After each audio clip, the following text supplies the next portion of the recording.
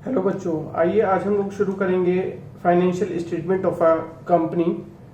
ये हमारी financial analysis statement of financial analysis वाली बुक का चैप्टर नंबर 1 है। यहाँ पर सबसे पहले हम जानते हैं फाइनेंशियल स्टेटमेंट्स का क्या मीनिंग होता है। तो फाइनेंशियल स्टेटमेंट्स बच्चों किसी भी अकाउंटिंग पीरियड के एंड में बनाई जाने वाली समराइज्ड स्टेटमेंट्स होती हैं जो हमें इंफॉर्मेशन प्रोवाइड करती हैं किसी भी कंपनी की प्रॉफिटेबिलिटी और फाइनेंशियल पोजीशन के बारे में। तो financial statements are the summarised statement of accounting data which provides the information as to profitability and financial position of the company. किन स्टेटमेंट्स को हम फाइनेंशियल स्टेटमेंट के पार्ट के रूप में देखते हैं, ये देखिए। फाइनेंशियल स्टेटमेंट के लिए बनाई जाती हैं balance sheet, statement of profit and loss, notes to account और कैश फ्लो स्टेटमेंट। ये 4 स्टेटमेंट्स फाइनेंशियल स्टेटमेंट का पार्ट होती हैं। तो सबसे पहले हम लोग शुरू करते हैं बैलेंस शीट। बच्चों ये बैलेंस शीट हमारी है as per schedule 3 of companies act 2013 के अकॉर्डिंग। सबसे पहले आपको कंपनी का नाम लिखना होता है, उसके बाद में बैलेंस शीट लिखते हैं और जिस डेट को आप बैलेंस शीट प्रिपेयर कर रहे हैं उसकी डेट आती है एज एट। पर्टिकुलर फॉर्मेट रहेगा, particular, note number, figures as at current year और figures as of previous year. यहाँ पर बैलेंस शीट के अंदर हमारे 2 साइड होती हैं बच्चों। एक होती है इक्विटी और लायबिलिटी साइड और दूसरी साइड होती है बैलेंस शीट। तो फाइनेंशियल स्टेटमेंट के अंदर जब आप बैलेंस शीट बनाएंगे तो बच्चों बैलेंस शीट बनाते हुए आपकी बैलेंस शीट के 2 साइड होंगी। वो 2 साइड होती हैं, first is equity and liability and second side होती है आपकी एसेट साइड। और ये बैलेंस शीट हमारा वर्टिकल फॉर्मेट में बनाई जाती है यहाँ पर। तो सबसे पहले हम बात करेंगे इक्विटी और लायबिलिटी साइड के आइटम्स की। तो यहाँ पर जब आप बैलेंस शीट बनाते हैं उसके अंदर इक्विटी और लायबिलिटी साइड के आइटम्स देते हैं। इक्विटी और लायबिलिटी साइड के मेन आइटम्स में बच्चों पहले हम डिवाइड करते हैं मेन हेड्स में। बैलेंस शीट की दोनों साइड्स को यानी कि लायबिलिटी साइड और एसेट साइड को आप डिवाइड करते हैं मेन हेड्स में। मेन हेड्स हैं लायबिलिटी साइड में 4 मेन हेड हैं, share holders fund, application money, pending allotment, non current liabilities और करंट लायबिलिटीज। तो अगर आपसे पूछा जाता है इक्विटी और लायबिलिटी साइड के मेन हेड्स क्या हैं, तो बच्चों आप बताएंगे 4 share holders fund, application money, pending allotment, non current liability और करंट लायबिलिटी। आइए थोड़ा सा इसको अच्छे से समझते हैं और आपके लिए साथ के साथ बनाते रहते हैं। इक्विटी एंड लायबिलिटी साइड में मेन हेड्स की बात कर रहे हैं अभी हम बच्चों। तो मेन हेड्स होंगे share holders fund, share application money, pending allotment, application money, pending allotment. इसके बाद थर्ड बनाया जाता है बच्चों नॉन करंट लायबिलिटी और करंट लायबिलिटी। लायबिलिटी साइड के अंदर 4 मेन हेड हैं हमारे, share holders fund, application money, pending allotment, non current liability और करंट लायबिलिटीज। जबकि एसेट साइड में बच्चों आपकी 2 यहाँ पर हेड हैं। एसेट साइड के अंदर 2 हेड्स होते हैं, नॉन करंट एसेट्स और करंट एसेट्स। तो एसेट साइड के अंदर हमारे 2 मेन हेड आ जाएंगे, नॉन करंट एसेट्स और करंट एसेट्स। ठीक है, तो ये हमारे मेन हेड्स हो गए हैं। तो अब इनके अंदर सब हेड्स हम देखेंगे। शेयर होल्डर्स फंड के अंदर बच्चों हमारे मेन सब हेड्स होंगे शेयर कैपिटल। सबसे पहले आप बनाएंगे यहां पर शेयर कैपिटल,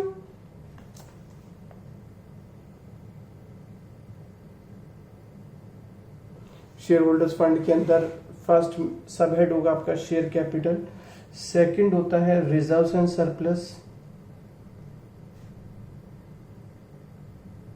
और थर्ड होता है बच्चों, इनको हम नाम दे देंगे ए, बी और सी। थर्ड होगा money received against share warrant, money received against share warrant. ये हमारे शेयर होल्डर्स फंड के अंदर सब हेड्स हो गए हैं बच्चों। इसके बाद में share application money pending allotment आता है, इसके बारे में हम पढ़ेंगे। नॉन करंट लायबिलिटीज होती हैं, नॉन करंट लायबिलिटीज के अंदर सब हेड होंगे लॉन्ग टर्म बोरोइंग,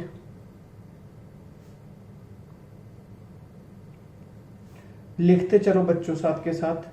सेकंड सब हेड होता है डेफर्ड टैक्स लायबिलिटी। थर्ड होता है अदर लॉन्ग टर्म लायबिलिटीज। और फोर्थ बच्चों होता है लॉन्ग टर्म प्रोविजन। ये हमारे सब हेड्स हो गए। शेयर होल्डर्स फंड के अंदर हमने देखा, नॉन करंट लायबिलिटीज के अंदर देखा। आइए करंट लायबिलिटीज के अंदर के सब हेड्स आप देखते हैं क्या क्या होते हैं हमारे पास में। करंट लायबिलिटीज के अंदर हमारे पास होंगे शॉर्ट टर्म बोरोइंग,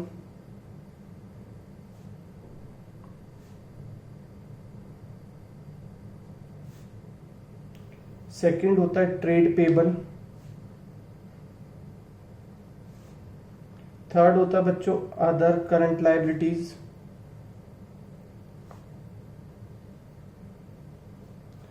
और नेक्स्ट होता है आपका short term provisions.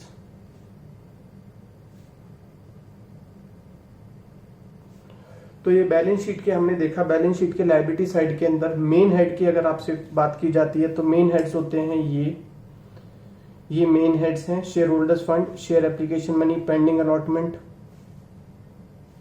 Non current liability और करंट लायबिलिटी। क्वेश्चन इसी तरीके से पूछा जाता है बच्चों, मेन हेड्स बताओ लायबिलिटी साइड के। तो मेन हेड्स आप बताएंगे share holders fund, share application money pending allotment, non current liabilities, current liabilities.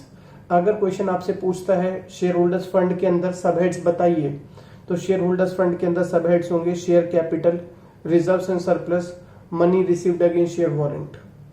Non current liabilities के अंदर सब हेड बताइए long term borrowings, deferred tax liability, other long term liabilities, long term provisions. Current liabilities के अंदर सब head बताइए short term borrowings, trade payable, other current liabilities, short term provisions. इसके बाद में बच्चों आइए आगे बढ़ते हैं हम एसेट साइड में। बैलेंस शीट की अगर आपसे बोला जाता है एसेट साइड के आप हेडिंग्स बताइए, तो एसेट साइड की मेन हेडिंग्स आ जाएंगी बच्चों नॉन करंट एसेट्स और current assets. Non current assets के अंदर अगर आपसे सब हेड्स पूछे जाएंगे तो नॉन करंट एसेट्स के सब हेड्स में आप दिखाएंगे फिक्स्ड एसेट्स। फिक्स्ड एसेट्स के अंदर आते हैं बच्चों टेंजिबल एसेट्स, दूसरे होते हैं इंटेंजिबल एसेट्स,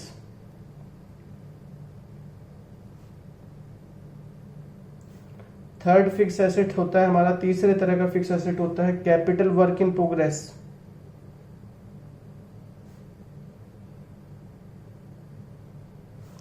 फोर्थ हमारा फिक्स्ड एसेट होता है बच्चों intangible asset, intangible asset under development.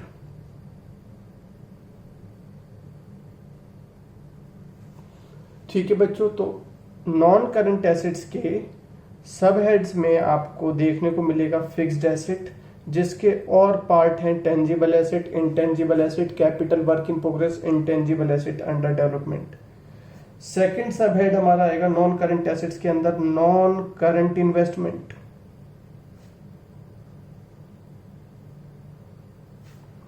Next सब हेड बच्चों आएगा इसके अंदर डेफर्ड टैक्स एसेट्स। फोर्थ सब हेड आएगा इसके अंदर long term loans and advances. और फिफ्थ सब हेड होता है नॉन करंट एसेट्स के अंदर other non current assets.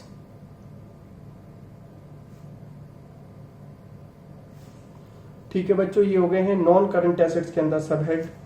Current assets के अंदर सब हेड्स के अंदर आएंगे आपके current investments, current investment. Second आएगा बच्चों इन्वेंट्रीज। थर्ड आएगा बच्चों ट्रेड रिसीवेबल।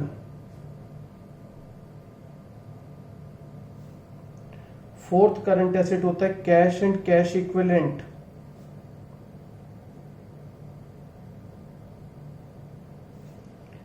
फिफ्थ आपका करंट एसेट होता है short term loans and advances.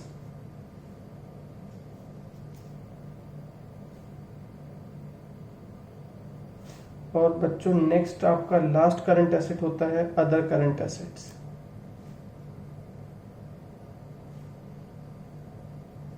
तो हमने यहां पर बैलेंस शीट के लायबिलिटी साइड और एसेट साइड के दोनों के हेड्स और सब हेड्स देख लिए हैं।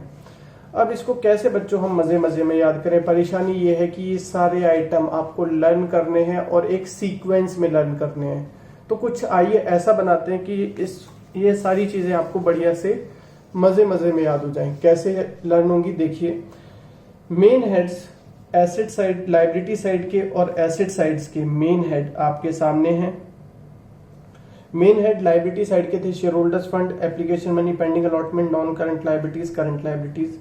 एसेट साइड से है नॉन करंट एसेट्स और करंट एसेट्स। तो इसको कुछ शॉर्ट फॉर्म में अलग से बदल देते हैं। Share holders fund S, share application money, pending allotment, non current liability, current liability, non current assets और ये हो गया करंट एसेट। आओ बच्चों इसको कुछ बढ़िया से बना लेते हैं। क्या कर दें, आप लोग शोर शराबा बहुत करते हो क्लास के अंदर, तो शोर शराबा नहीं चलेगा। ठीक है बच्चों, नहीं चलेगा।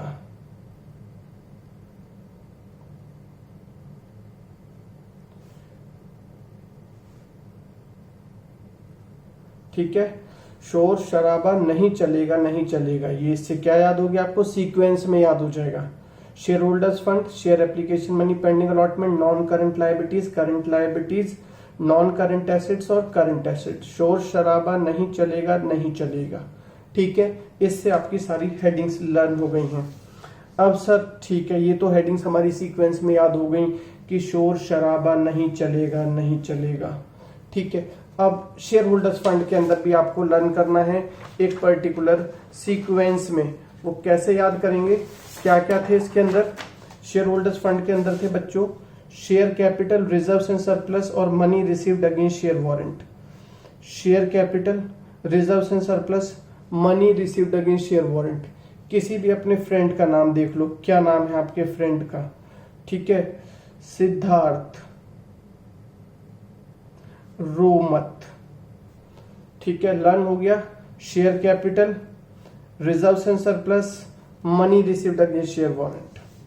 Share application money, pending allotment, इनके बारे में भी हम अभी जानेंगे और डिटेल में। नेक्स्ट क्या है, नेक्स्ट है नॉन करंट लायबिलिटीज। तो बच्चों नॉन करंट लायबिलिटीज के अंदर आ जाएगा long term borrowings, deferred tax liability, other long term liability, long term provisions. तो क्या बात की जाए यहाँ पर, क्या बनाया जाए इसका। अच्छा, आपको लड्डू पसंद है तो लड्डू दो और ऑरेंज लो। ठीक है बच्चों, ये याद हो गया। इसके बाद में करंट लायबिलिटीज के सब हेड्स क्या हैं, short term borrowings, trade payable, other current liabilities और शॉर्ट टर्म प्रोविजंस। तो मेन आइटम है इसमें प्रोविजन। तो करंट लायबिलिटीज के अंदर बन गया आपका स्टॉक। इसके बाद में आइए बच्चों नॉन करंट एसेट्स के अंदर से आपको कैसे लर्न कराया जाए। बहुत सारे आइटम हैं नॉन करंट एसेट्स के अंदर। इसके लिए हम देख रहे हैं हमारे पास में क्या है, फिक्स्ड एसेट।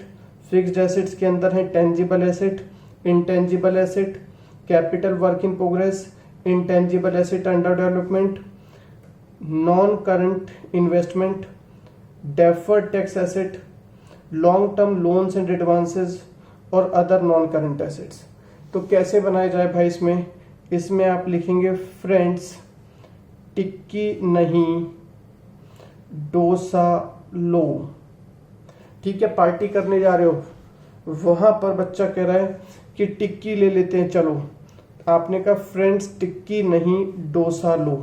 तो यहाँ पर ये हमारे क्या बन गए, नॉन करंट एसेट्स के एब्रीवेशंस बन गई हैं सब हेड्स के लिए।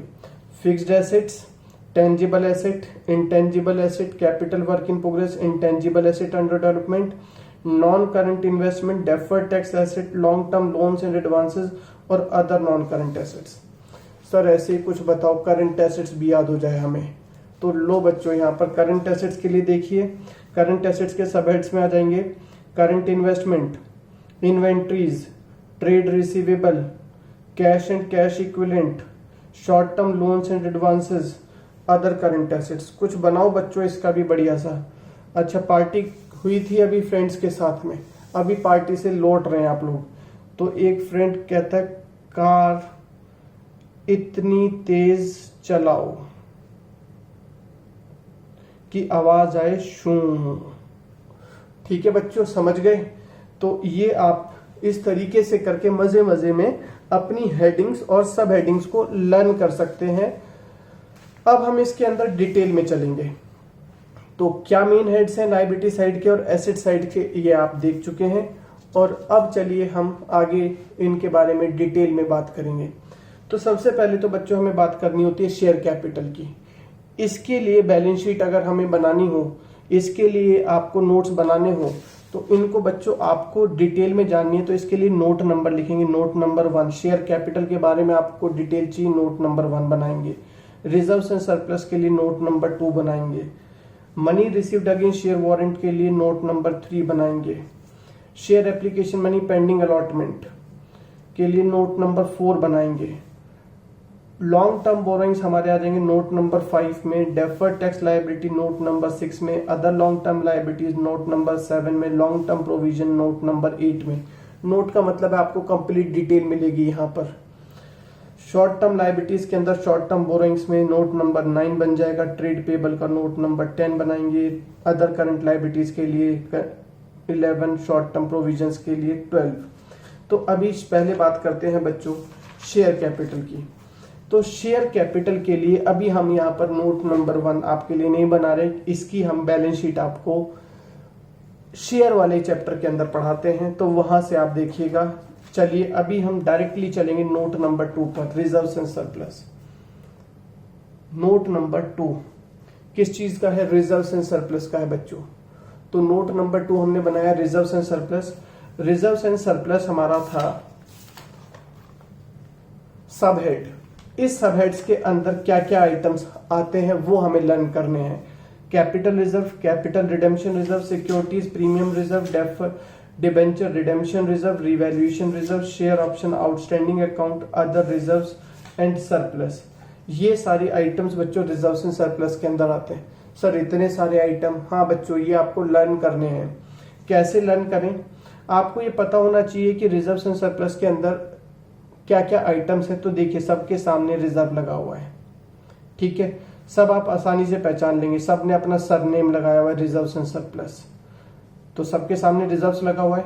अब सिर्फ 2 आइटम रह गए जिनके सामने रिजर्व्स नहीं लगा हुआ। वो क्या है? शेयर ऑप्शन आउटस्टैंडिंग अकाउंट बच्चों, एक तो इसको मार्क कर लो इंपॉर्टेंट, और दूसरा सरप्लस। बस ये 2 आइटम है, बाकी तो सब आप देख के दूर से ही पहचान लेंगे, अरे भाई ये तो हमारा रिजर्व्स एंड सरप्लस के पार्ट हैं, क्योंकि सबके सामने रिजर्व्स लिखा हुआ है। सिर्फ 2 आइटम आपको पहचानने हैं। शेयर ऑप्शन आउटस्टैंडिंग अकाउंट याद रखना है कि ये रिजर्व्स एंड सरप्लस के अंदर आता है, और सरप्लस तो याद रहेगा ही रहेगा।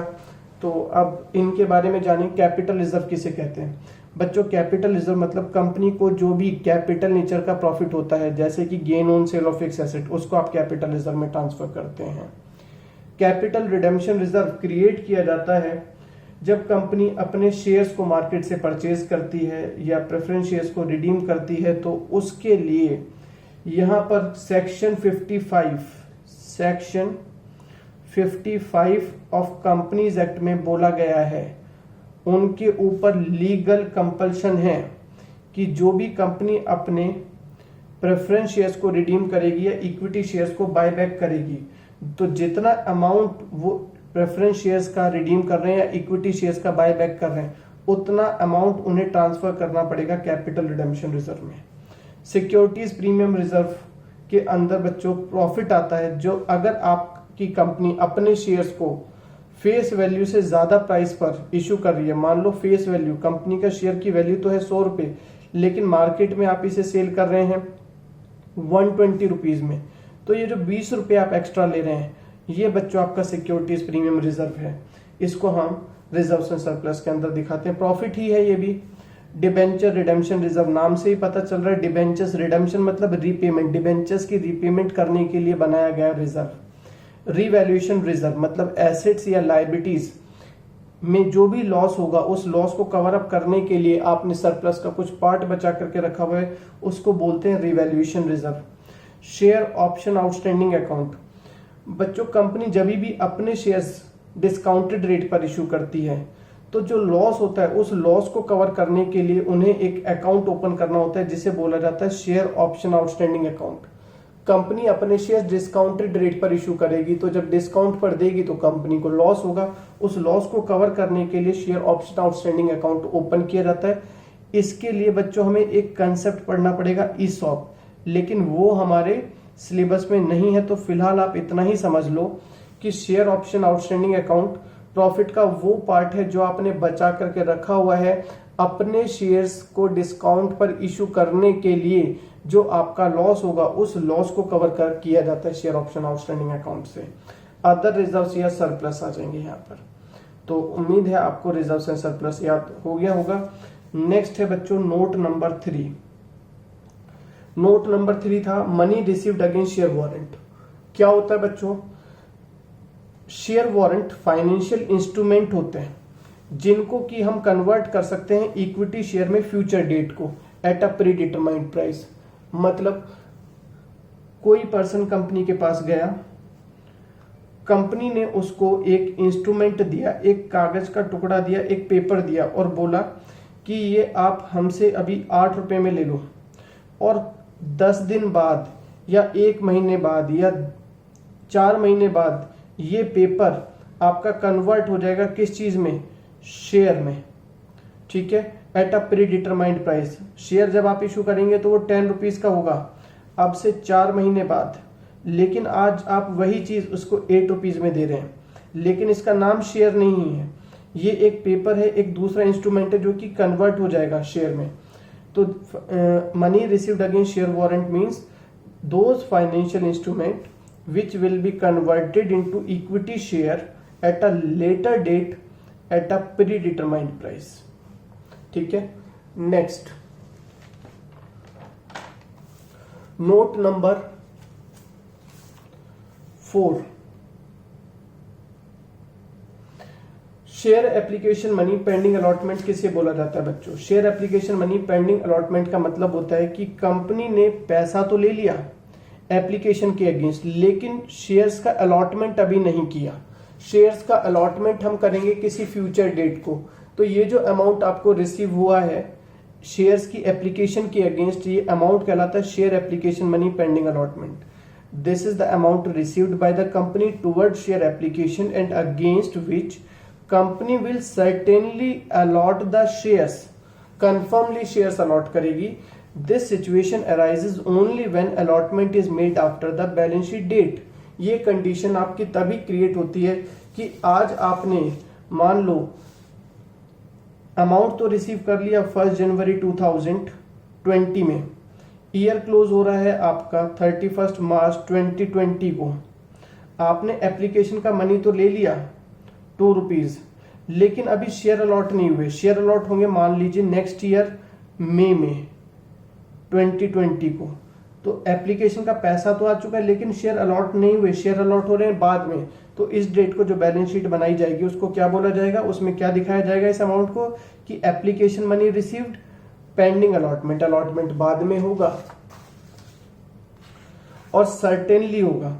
कई बार बच्चों यहाँ पर परेशान करने के लिए एग्जामिनर घुमा करके इसको बोल देता है, वो कह देता है यहाँ पर लिखा है share application money pending allotment, लेकिन कई बार क्वेश्चन में यहां पर दे दिया जाता है शेयर एप्लीकेशन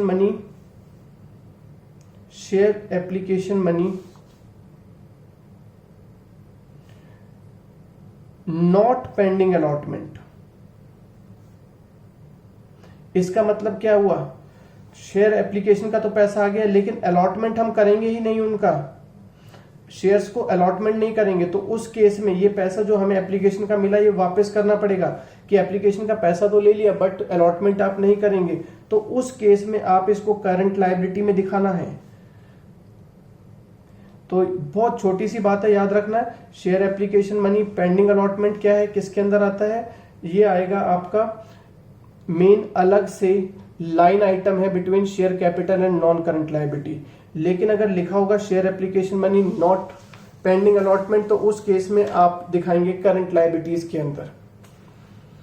एप्लीकेशन का पैसा तो आपके पास आ गया, आपकी करंट लायबिलिटी कब होती है, अभी अभी जैसे मैंने बताया कि एप्लीकेशन का पैसा तो आ गया लेकिन आप उसका अलॉटमेंट नहीं करेंगे, तो उसको क्या बोला जाएगा कि application money not pending allotment, फिर वो क्या बनेगा, हमारा करंट लायबिलिटी बन जाएगा। किस केस में करंट लायबिलिटी कंसीडर करेंगे आप शेयर एप्लीकेशन मनी को, इशू इज ओवर सब्सक्राइब्ड, आपने एप्लीकेशन तो मंगाई थी बच्चों 10,000 शेयर्स की, बट एप्लीकेशन मिली है 12,000 शेयर्स की, तो आपकी कंपनी के पास में 2,000 शेयर्स का पैसा ज्यादा आ गया, तो कंपनी को क्या करना है, ये पैसा फिर रिफंड करना है। जब पैसा वापस ज्यादा आ गया तो आपको शेयर अलॉट नहीं करने, तो पैसा रिफंड करना है, तो पैसा रिफंड करना है, क्या बन गया, current liability. When issue is over subscribed and excess to be adjusted against call, पैसा आपके पास एप्लीकेशन का आ गया लेकिन अभी ज्यादा आ गया, आपको वो पैसा एडजस्ट करना है अलॉटमेंट पर या फर्स्ट कॉल पर। एप्लीकेशन के साथ में ही किसी पर्सन ने फर्स्ट कॉल का पैसा दे दिया, तो उसे क्या बोला जाएगा, कॉल्स इन एडवांस, और कॉल्स इन एडवांस क्या है, हमारे लिए करंट लायबिलिटी है। नेक्स्ट है when amount is received against call yet to be made, बात वही हो गई है। और in case the company has not receive minimum subscription, कि कंपनी को मिनिमम सब्सक्रिप्शन फुलफिल नहीं हुई, जितने शेयर्स हमने मंगाए थे उतनी एप्लीकेशन नहीं आई है या उससे 90% कम आई है, 90% से कम आई है, तो क्या करोगे बच्चों, आपको पूरा का पूरा लॉट कैंसिल करना पड़ेगा, सारा पैसा जो भी हमें मिला है वो सारा रिफंड करना होगा।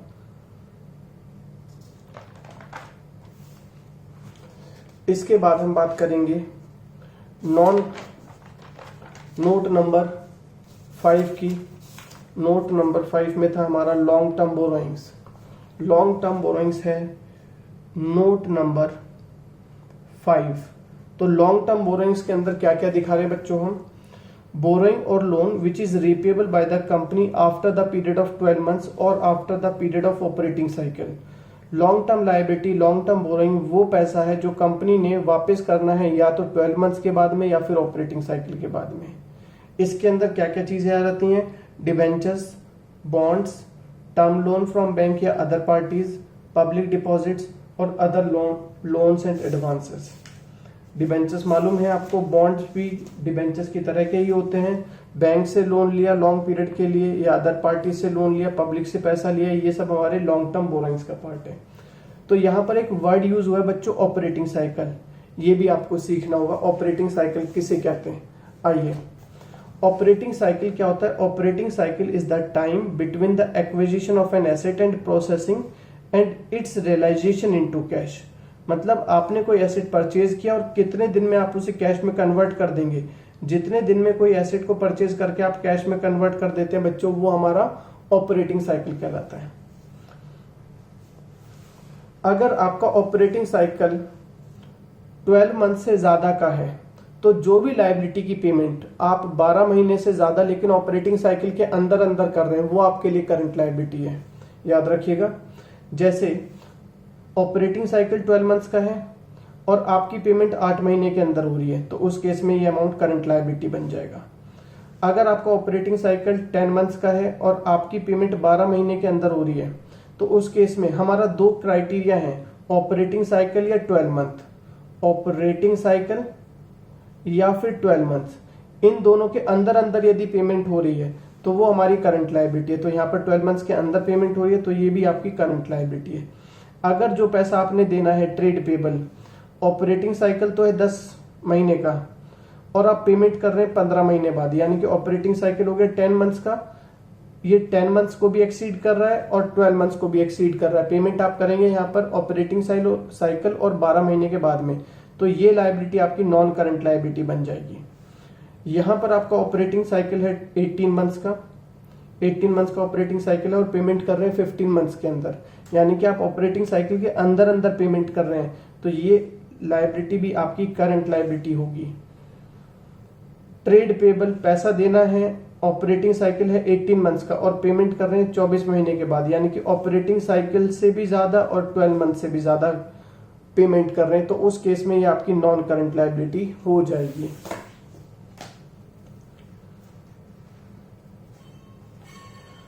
एक बात और याद रखिएगा बच्चों, कोई आपके पास में डिबेंचर है या लॉन्ग टर्म लायबिलिटी है, अगर आप उसकी मेच्योरिटी की पेमेंट कर रहे हैं, current maturities of long term date में, यानी कि आपके पास में लोन है 5 इयर्स का, 10 लाख रुपए का लोन है बच्चों, तो इसको क्या बोलेंगे, first year, second year, third year. First year 1 साल कंप्लीट हो गए, 2 साल, 3 साल, 4th ईयर और यहाँ पर 5th ईयर में पेमेंट कर देंगे। तो करंट ईयर के अंदर पहले 4 साल में तो ये कहलाएगा नॉन करंट लायबिलिटी, और जिस ईयर में पेमेंट होनी है, लास्ट ईयर है अब, तो यहाँ पर इसकी पेमेंट 1 साल के अंदर अंदर हो जाएगी, तो इसे लास्ट ईयर में 5th ईयर में इसको करंट लायबिलिटी बोला जाएगा। इसी को बोलते हैं हम current maturities of long term debt will be termed as current liability. Non current liabilities की जो भी पेमेंट करंट ईयर के अंदर होनी है वो सब करंट लायबिलिटीज कहलाती हैं। डेफर्ड टैक्स लायबिलिटी हमारे सिलेबस में है नहीं, लेकिन फिर भी बता देते हैं कि this is the tax on difference between accounting income and taxable income. Accounting income होती है जो भी हमारे फाइनेंशियल रिकॉर्ड्स के थ्रू अकाउंट इनकम हमने जनरेट किया, वो अकाउंटिंग इनकम है। जैसे कि आपका प्रॉफिट एंड लॉस अकाउंट बनाते हैं तो वहां से नेट प्रॉफिट बिफोर टैक्स आपका अकाउंटिंग इनकम है। टैक्सेबल इनकम है as per provisions of income tax, जो भी आपकी इनकम कैलकुलेशन हुई है वो टैक्सेबल इनकम है। अगर अकाउंटिंग इनकम ज्यादा है और टैक्सेबल इनकम से जितनी भी ज्यादा है तो उसके ऊपर का जो भी टैक्स बनेगा वो डेफर्ड टैक्स लायबिलिटी कहलाता है। अदर लॉन्ग टर्म लायबिलिटीज क्या होती हैं बच्चों? अदर लॉन्ग टर्म लायबिलिटीज के अंदर आ जाएगा ट्रेड पेबल, यहां पर आ जाएगा नोट नंबर 6 था हमारा डेफर्ड टैक्स लायबिलिटी, और नोट नंबर 7 में आ जाएगा अदर लॉन्ग टर्म लायबिलिटीज। यहां पर है हमारे पास में ट्रेड पेबल या अदर्स, वो क्रेडिटर्स या वो बिल्स पेबल जिनकी पेमेंट आप 12 महीने के बाद या ऑपरेटिंग साइकिल के बाद करेंगे, वो क्रेडिटर्स या bills payable other long term liabilities के अंदर लिखे जाते हैं। इसके एग्जांपल्स में आ जाएगा premium payable on redemption of debenture, premium payable on redemption of preference shares. आइए बच्चों आगे हम चलेंगे note number 8, long term provisions. Long term provisions क्या होते हैं बच्चों? जो भी पैसा आपने बचा करके रखा हुआ है नॉन लायबिलिटीज के लिए, ऐसी लायबिलिटीज जो आपको पता है पक्का पक्का होंगी, पैसा देना है, परंतु उनका अमाउंट आप डिटरमाइन नहीं कर सकते विद कंप्लीट एक्यूरेसी, वो अमाउंट हमारा लॉन्ग टर्म प्रोविजंस कहलाता है। Long term provisions are the liabilities that will arise after the 12 month of the date of balance sheet और after the period of operating cycle. वो जो भी पैसा आपको पे करना है लॉन्ग टर्म प्रोविजंस का 12 महीने के बाद में या after the period of operating cycle, long term provisions कहलाएगा।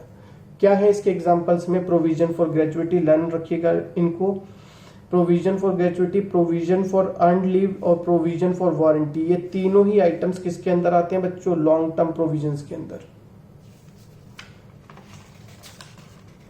नेक्स्ट है हमारा नोट नंबर 9। नोट नंबर 9 में आएगा current liabilities. As per schedule 3 of companies act 2013 क्या क्या करंट लायबिलिटीज के अंदर हमारे आइटम्स आ जाते हैं? ये सब हेड है करंट लायबिलिटीज के अंदर, सब हेड्स आते हैं short term borrowings, trade payable, other current liabilities और शॉर्ट टर्म प्रोविजन। तो शॉर्ट टर्म बोरोइंग के अंदर क्या क्या आइटम्स दिखाई जाएंगे? लोन पेबल ऑन डिमांड, जो भी पैसा आपका ऑन डिमांड पेमेंट होनी है, bank overdraft, cash credit, loan from other parties which is payable with in 12 months, deposits, आपके पास कोई पैसा डिपॉजिटेड है, या अदर लोन्स एंड एडवांसेस, वो सभी शॉर्ट टर्म बोरिंग्स के अंदर आते हैं।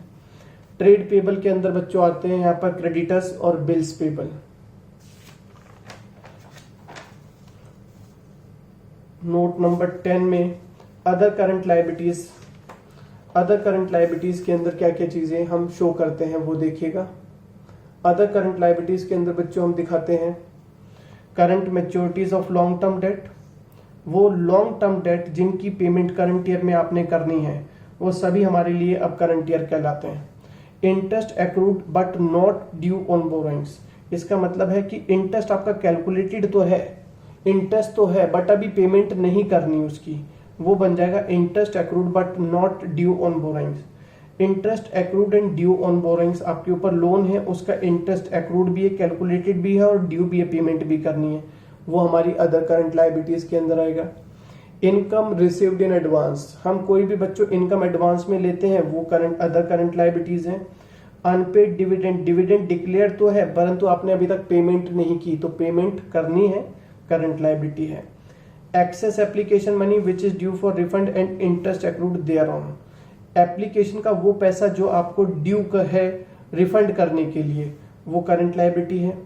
Unpaid mature deposits and interest accrued thereon, जो भी अनपेड मैच्योर डिपॉजिट्स हैं और आपको उनका इंटरेस्ट पे करना है वो अदर करंट लायबिलिटीज हैं।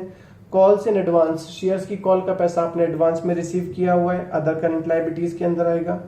Unpaid mature debentures and interest accrued there on.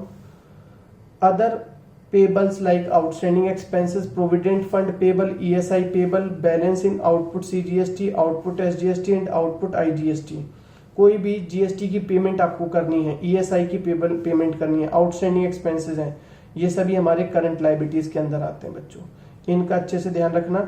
ये कई बार पूछे जाते हैं प्रोविडेंट फंड की हेडिंग बताओ, सब हेडिंग बताओ, तो प्रोविडेंट फंड की और अदर आउटस्टैंडिंग एक्सपेंसेस की हेडिंग्स में आ जाएंगे करंट लायबिलिटी, सब हेडिंग आ जाएगी अदर करंट लायबिलिटी।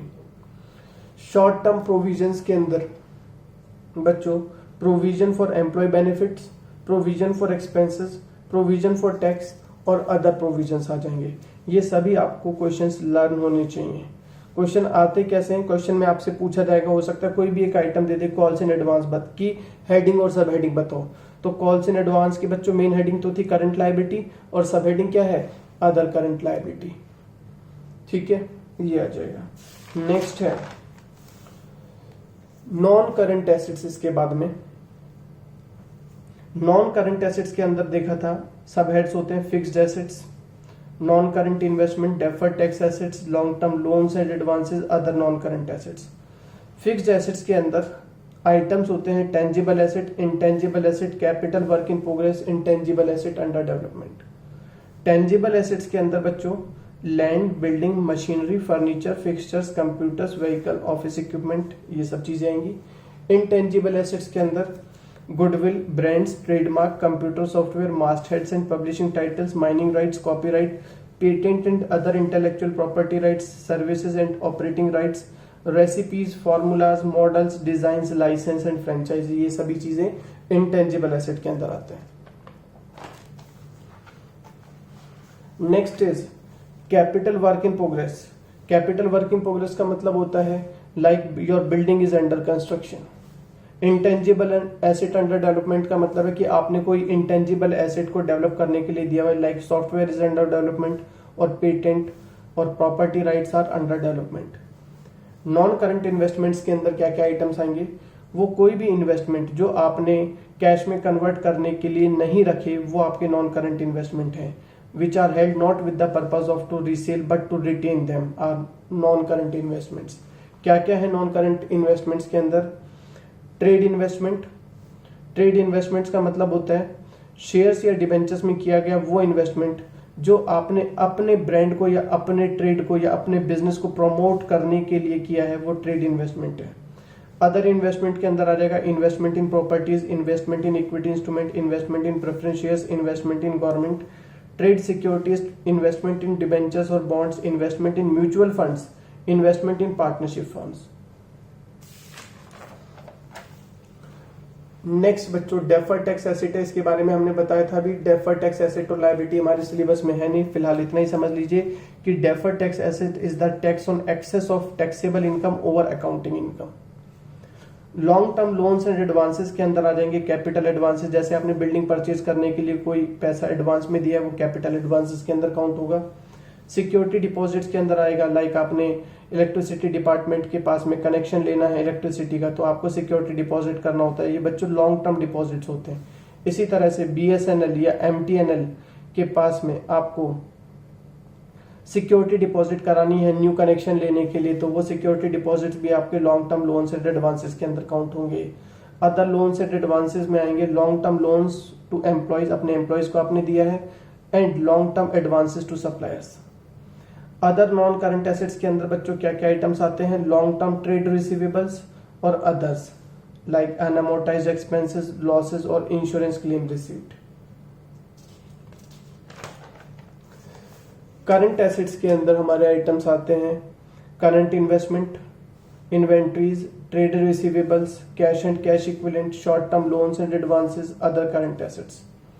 तो करंट एसेट्स के अंदर those asset which are held to be converted into cash within a period of 12 months or within the period of operating cycle current investment कहलाते हैं। Like investment in equity instrument short period का investment है, investment in preference share, investment in government और trust securities, investment in debentures and bond, investment in mutual funds, investment in partnership firms and other investments. ये सब चीजें बच्चों current investments में आती हैं। इसके अलावा आइए आगे चलते हैं हम। करंट एसेट्स के अंदर इन्वेंट्रीज थी, इन्वेंट्रीज के अंदर आप बताते हैं raw material, work in progress, finish goods, stock in trade, store and spares, loose tools, ये इन्वेंट्रीज के अंदर आएगा। ट्रेड रिसीवेबल्स के अंदर आ जाते हैं डेटर्स और बिल्स रिसीवेबल। बच्चों प्रोविजन फॉर डाउटफुल डेट का ध्यान रखना, इसकी दो अप्रोच हैं, या तो आप इसे लायबिलिटी साइड में दिखा सकते हैं अंडर द हेड ऑफ सब head of short term provision या लॉन्ग टर्म प्रोविजन, वो डिपेंड करेगा नेचर ऑफ ट्रेड रिसीवेबल के ऊपर। दूसरा है it is shown by way of deduction from the trade receivable, आप इसे ट्रेड रिसीवेबल से लेस करके भी दिखा सकते हैं। नेक्स्ट सब हेड होता है करंट एसेट्स के अंदर हमारा कैश एंड कैश इक्विवेलेंट, जिसके अंदर आप लिखते हैं balances with bank, cheques, drafts and hand, cash in hand, others, earmark balance with bank, bank balance held as margin money, bank deposit with more than 12 months maturity. Short term loans and advances के अंदर जो भी amount आपको expected है कि realise हो जाएगा, पैसा वापस मिल जाएगा 12 महीने के अंदर या within the period of operating cycle, वो short term loans and advances है। इसके बाद में अदर करंट एसेट्स के अंदर आएंगे prepaid expenses, accrued income, dividend receivable और एडवांस टैक्सेस। ये हमारे बच्चों सभी हेडिंग्स और सब हेडिंग्स हो गए हैं। अब एक आइटम और है मेन हमारा, वो चेक कर लेते हैं। ये है contingent liabilities and commitment. Contingent liabilities बच्चों वो लायबिलिटीज है जो हमें पे करनी है या नहीं पे करनी, डिपेंड करता है फ्यूचर हैपनिंग के ऊपर। These are not recorded in the books of account, but it is disclosed in the notes to account for the information of users. क्या क्या है ये? Claim against company not acknowledged, bills receivable discounted not due for payment, proposed dividend, other claim for which company is contingently liable. Commitments के अंदर financial commitments होते हैं जो कि हमने एग्रीमेंट किया कि हम पे करेंगे फ्यूचर में। क्या क्या एग्जांपल्स हैं इसके अंदर? Estimated amount of contract remaining to be executed, uncalled liability on shares or other investment partly paid, other commitments, ये सारी चीजें हैं। तो बच्चों यहाँ पर बैलेंस शीट के हमने हेडिंग, सब हेडिंग्स और सब हेडिंग के आइटम्स पढ़ लिए हैं।